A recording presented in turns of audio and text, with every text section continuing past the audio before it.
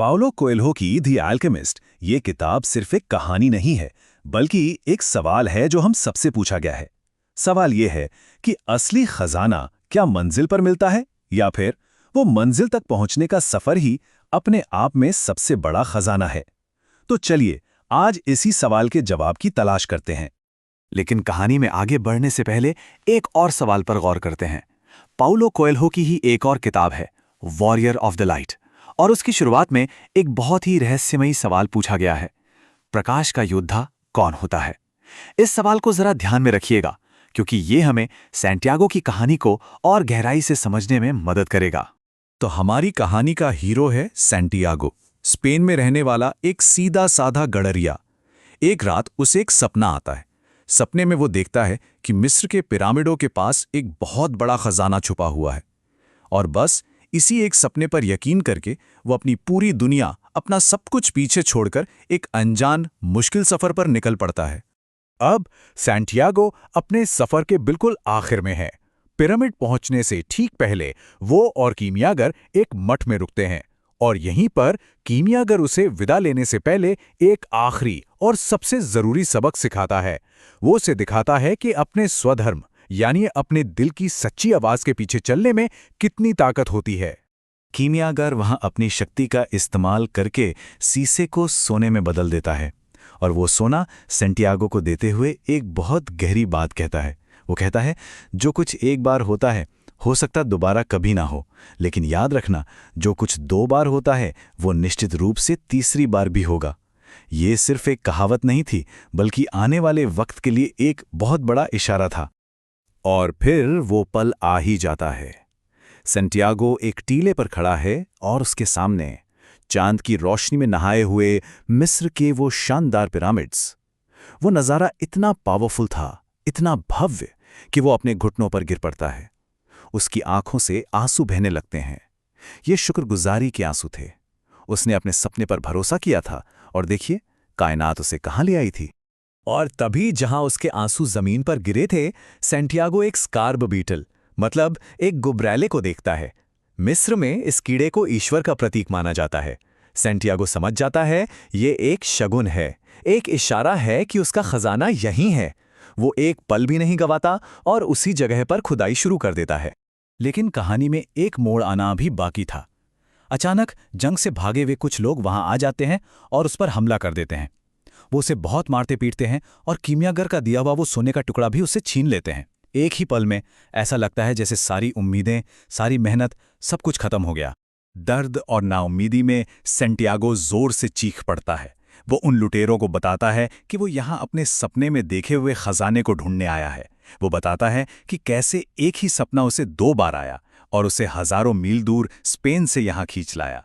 उसकी ये बात सुनकर लुटेरों का जो सरदार होता है वो जोर जोर से हंसने लगता है। वो सैंटियागो को बेवकूफ़ समझकर छोड़ तो देता है, लेकिन जाने से पहले वो कुछ ऐसा कहता है जो पूरी कहानी का रुख ही बदल देता है। वो कहता है, 2 साल पहले ठीक इसी जगह पर मुझे भी एक सपना आया था। वो सरदार बताता है कि उसने सपने में देखा था कि उसे स्पेन जाना चाहिए। वहां एक टूटा फूटा चर्च है जिसमें एक गूलर का पेड़ उगा हुआ है, और सपने के मुताबिक अगर वो उस पेड़ की जड़ों को खोदेगा तो उसे एक बहुत बड़ा खजाना मिलेगा।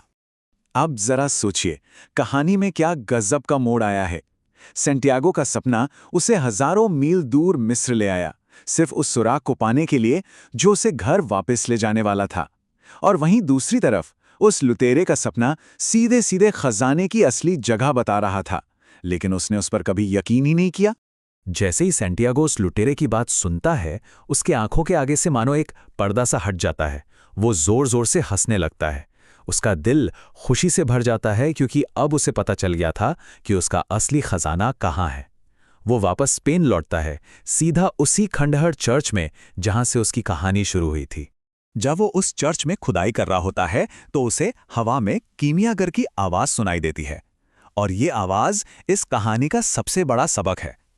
मतलब अगर उसे खजाने का पता पहले ही चल जाता तो वो इस कमाल की यात्रा से, इन अनुभवों से चूक जाता।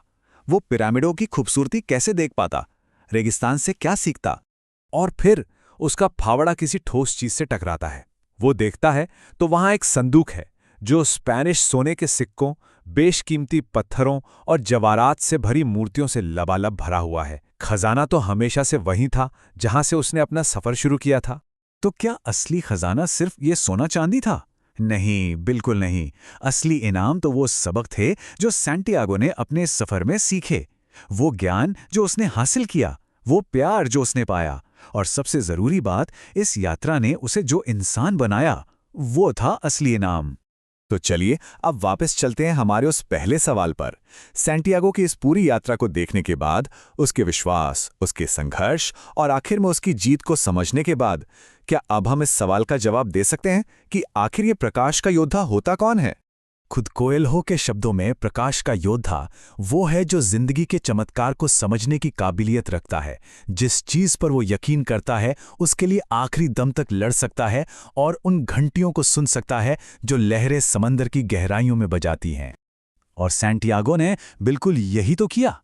उसने एक सपने पर यकीन किया, रास्ते में आई हर मुश्किल का सामना किया और आखिर तक लड़ता रहा। और इस पूरी प्रक्रिया में उसने सिर्फ खजाना ही नहीं बल्कि खुद को भी खोज लिया। अपना ये सफर पूरा करके वो खुद ही प्रकाश का एक योद्धा बन गया। और आखिर में ये कहानी हम सब के लिए एक बहुत गहरा सवाल छोड़ जाती है कि शायद असली खजाना तो हमेशा हमारे अंदर या हमारे बहुत पास ही होता है, लेकिन उसे पहचानने के लिए, उसकी कीमत समझने के लिए हमें भी सैंटियागो की तरह एक लंबा और कभी-कभी मुश्किल सफर तय करना पड़ता है। तो सोचने वाली बात यह है कि वो खजाना जो पहले से ही हमारा है, उसे खोजने के लिए हमें कहाँ तक जाना होगा।